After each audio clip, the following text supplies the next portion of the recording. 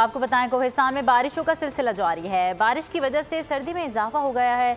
लोगों ने गर्म मलबूसात की खरीदारी के लिए बाजारों का रुख कर लिया है। मजीद जानते हैं नुमाइंदा बोल न्यूज़ शम्सुर रहमान से। जी शम्स।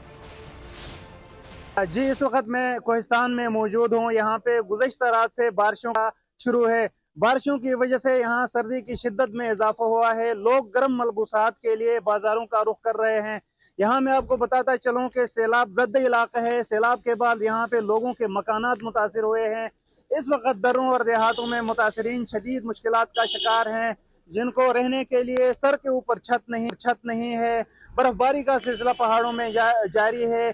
जलाने की लकड़ की जो तलब है उसमें इजाफा हुआ है और बारिशों की वजह से सर्दी की जो लहर है वो एक बार फिर नादरन पाकिस्तान, खास तौर पर कोहिस्तान और गिलगित बल्तिस्तान के इलाकों में बढ़ रही है। शुक्रिया रहमान अपडेट कर रहे थे। कोहिस्तान में बारिशों का सिलसिला जारी है और मौसम के हवाले से हमारे नुमाइंदे शम्सुर रहमान ने आगाह किया, बारिश के बाद सर्दी में इजाफा हो गया है।